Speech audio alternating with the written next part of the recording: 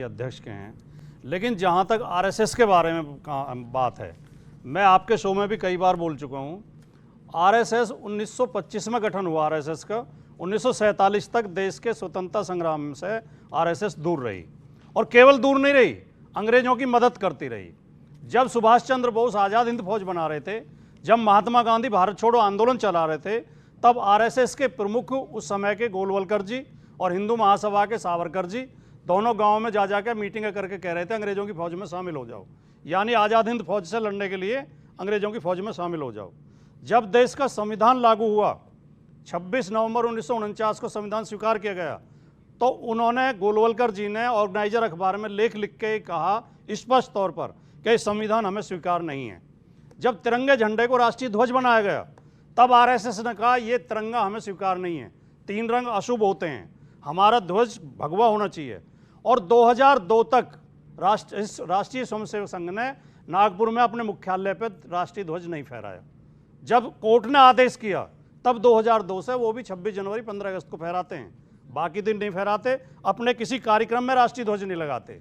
राष्ट्रपिता महात्मा गांधी की हत्या में आरएसएस से जुड़े हुए तो आप कह रहे हैं अधिकृत हमारा स्टैंड नहीं है, लेकिन आपका स्टैंड भी वही है जो बाकी दोनों नहीं, मैं तो आरएसएस की एसटी हसन का है, जो रविदास आरएसएस का चरित्र बता रहा हूं। ऐसे नहीं पकड़ूंगा, मैं घुमा के आखिरी वाक्य बोल रहा हूं। जी जी। राष्ट्रपिता की हत्या में आरएसएस से जुड़े हुए गोडसे को फांसी की सजा हुई थी, ठीक है, और सावरकर का भी नाम आया था, ठीक है। तो जिस संगठन ने राष्ट्रीय ध्वज का सम्मान न किया हो, राष्ट्रीय आंदोलन का विरोध किया हो, राष्ट्रपिता की हत्या में संदिग्ध हो, जो राष्ट्र के संविधान का विरोध करता हो, तो उस संगठन के बारे में क्या कहेंगे?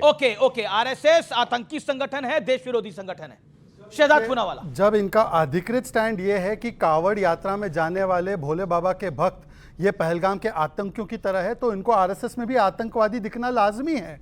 और ये अधिकृत स्टैंड मैं आपको पढ़कर बताता हूं कि सिमी मासूमों का झुंड है। पता है किसने कहा है? मुलायम सिंह यादव ने, जब सिमी नाम के आतंकी गुट को सुप्रीम कोर्ट ने प्रतिबंध लगाया था। तो ये आतंकियों को मानते हैं कि ये अमन और शांति के दूत है, और कावड़ यात्रियों को ये कहते हैं आतंकी है। और दूसरी बात इन्होंने कही कि देखिए हम लोग तिरंगे और संविधान के खिलाफ है। पुरानी बातें छोड़ दीजिए, आज की बात करता हूं।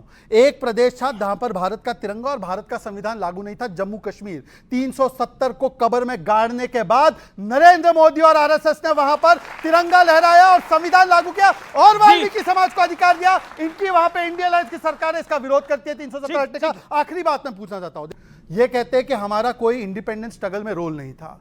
जगतपति कुमार और देवीपत चौधरी नाम देख लीजिए। 1942 में आरएसएस के कार्यकर्ताओं ने गोलियां खाई, और हेडगेवार जी जो फाउंडर ऑफ आरएसएस है, जब वो सेडिशन के केस से छूटकर बाहर आए जेल से, तो मोतीलाल नेहरू ने उनका स्वागत किया। पर कांग्रेस के founding member Allan Octavian Hume Britisher थे। कांग्रेस ने जब पहली शपथ ली प्रधानमंत्री की, तब ब्रिटिश की